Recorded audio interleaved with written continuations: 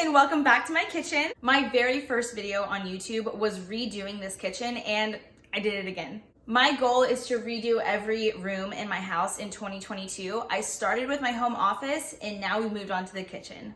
So I decided to redo this kitchen because my style has completely changed. So I used to be really into the all white and light wood accents.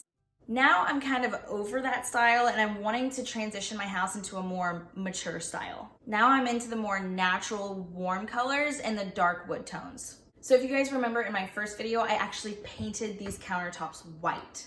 Basically, all of my friends and family were like, why would you paint countertops? But the paint came in a kit that's meant for countertops. But here's my honest review because that paint was on these countertops for almost 2 years. It is not meant to be a permanent solution. With how much the countertops in the kitchen are used, it will not hold up for a long amount of time. So the paint on my countertops actually chipped in a few places, it discolored, it was hard to get stains out of, so it was just time to remove them. I looked at getting quotes to replace the countertops, but that's expensive, so I designed an entire kitchen around these original countertops. If you want to see every step of the way and how I did this kitchen, just keep watching.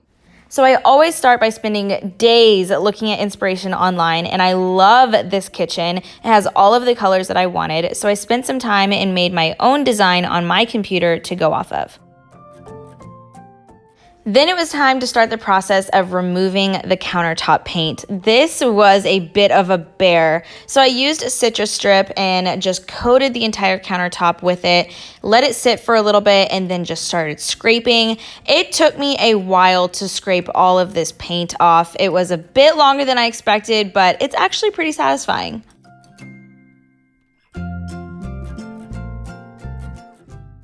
The paint came off really well in some places and not so well in other places, so I had to use a few coats of citrus strip in some places and a lot of patience.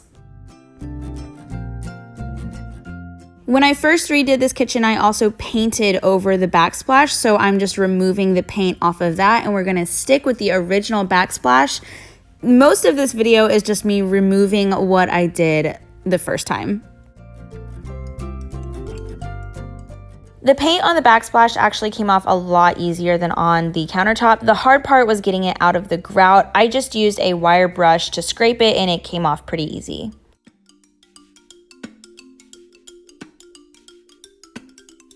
Okay, y'all, it's been a couple days and this is where we're at. So I first wanted to test out the green that I have in my bedroom. If you haven't seen that video, go check it out. But this green is really clashing with the warm tones in the countertop and the backsplash. So I also tested out this dark color, which is the same dark color that's outside on my shutters in my garage. If you haven't seen that video, go check it out. But this room already doesn't get a whole lot of natural light, so I didn't want to make the kitchen even more dark. This is Muted Sage by Bear, and I am so in love with this color. Like, I want to paint my entire house in this color. Look how perfect that's going to be with the granite and the backsplash.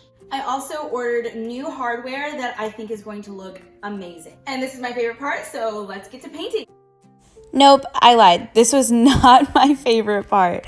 I removed all of the doors, the hinges, the hardware, set up a station in my living room, turned on Netflix, and just started painting.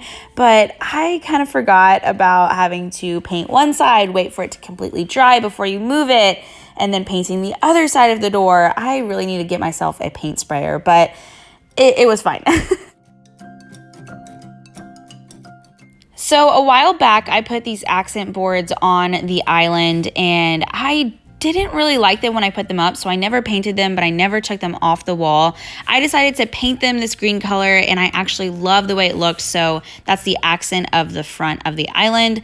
Then I put all of the doors back on and attached the hardware.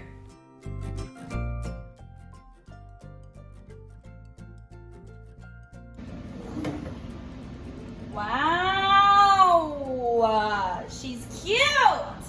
So I installed these basket pendant lights when I first did the kitchen, and I still really like them, but I wanted to change up the tone. So I used a wood stain called Early American to stain them, and then I also went back with a even darker stain in dark walnut to add some dimension and just roughly put that in random areas on the basket.